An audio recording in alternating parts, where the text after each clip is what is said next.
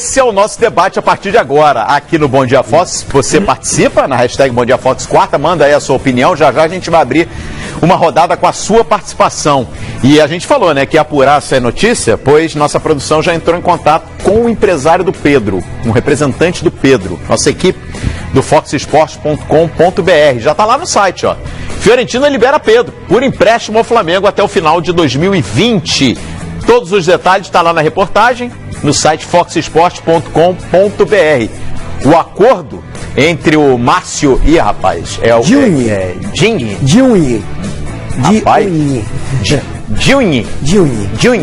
Isso. É o empresário do Pedro, enfim. E a Fiorentina foi confirmado nesta quarta-feira.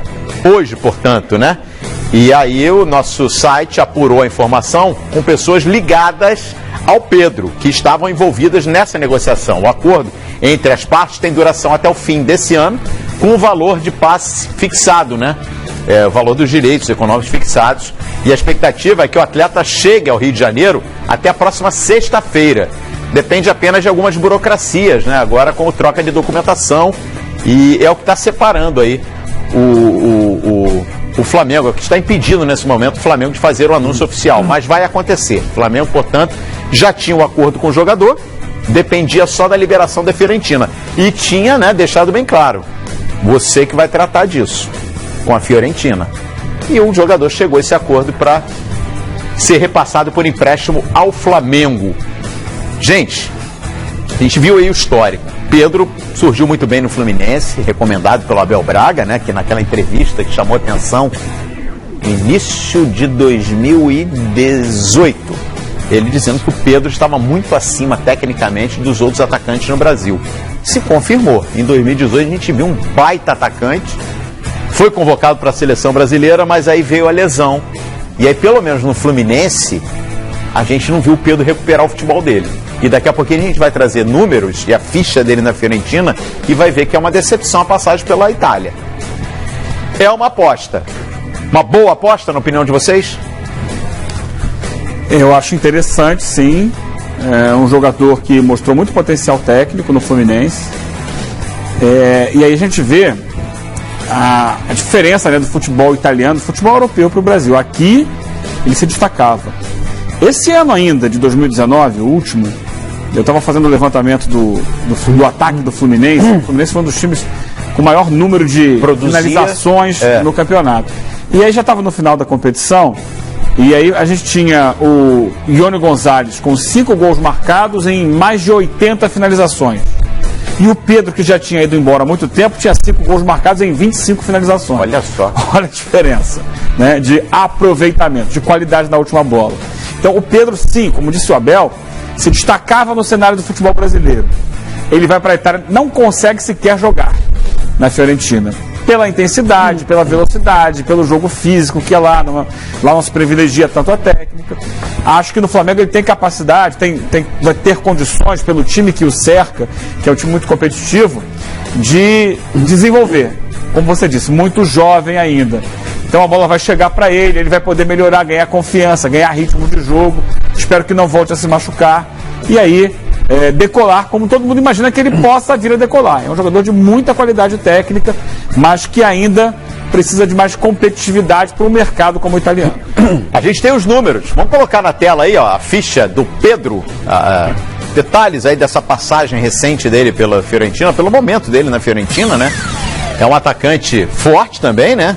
1,85 m, 78 kg, ganhou massa, né? Desde que começou a despontar no Fluminense. Só que olha o detalhe, ó, na Fiorentina ele chegou a ser relacionado em 12 jogos.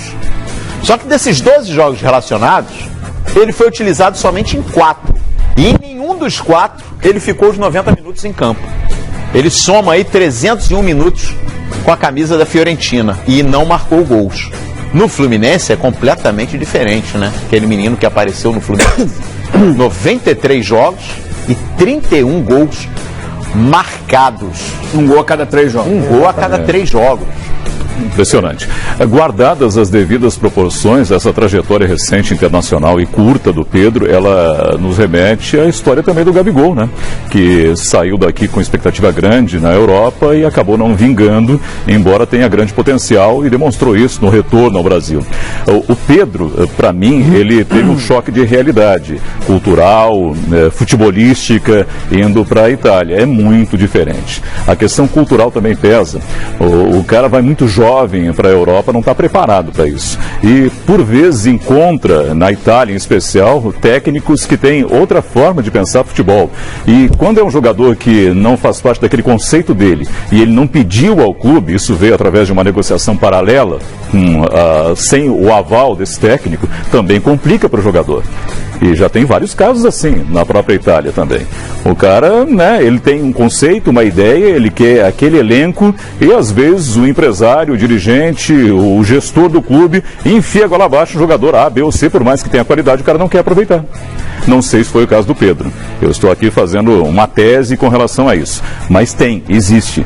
O Pedro tem potencial, 22 anos, acho que a lesão sim atrapalhou a carreira dele, mas vindo para o Flamengo, para esse elenco, com o potencial que tem, com o técnico que tem, creio que vai dar muito certo, da Liga.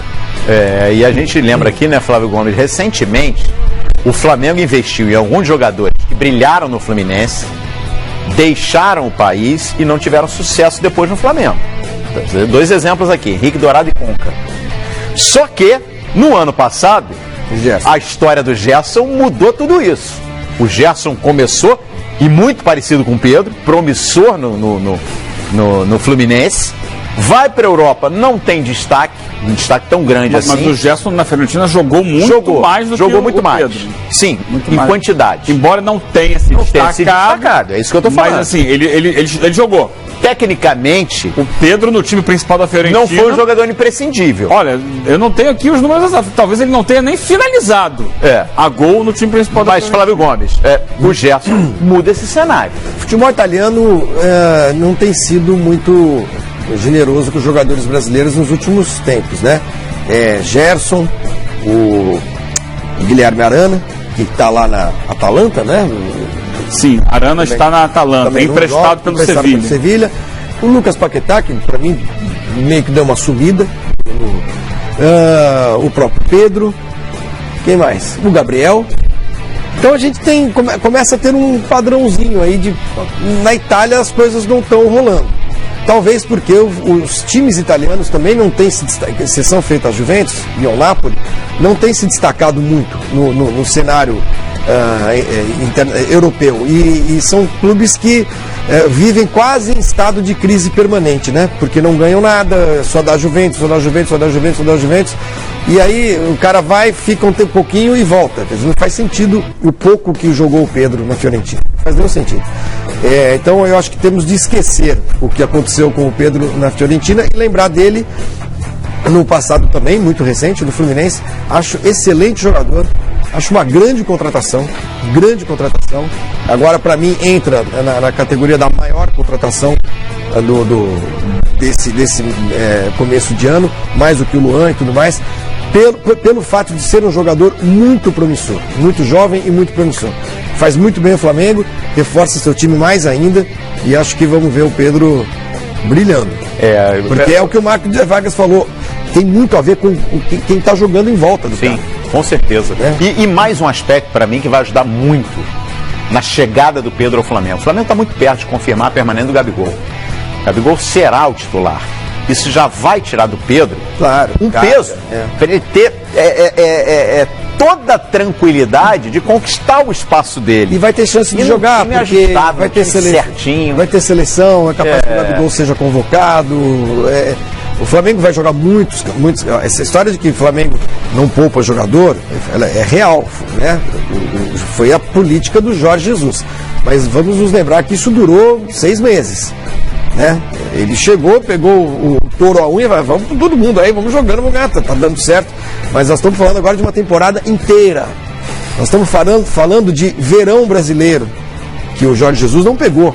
Nós estamos falando dos primeiros meses do ano que são muito quentes, desgastam jogadores, jogo em cima de jogo. Então o Flamengo vai precisar realmente de mais jogadores e isso ele está fazendo. Pedro Rocha, o menino que era do Santos, não, Thiago Maia, não é isso? O volante? Thiago Maia. Agora o Pedro, Michael. Então, o time que já era bom, não perdeu ninguém. Perdeu quem? Ninguém? Importante. Então, eu acho que pode ser que perca o Gabigol, mas as coisas estão muito bem encaminhadas. Acho que o Flamengo se coloca aí numa posição de mais favorito ainda nas competições que vai disputar.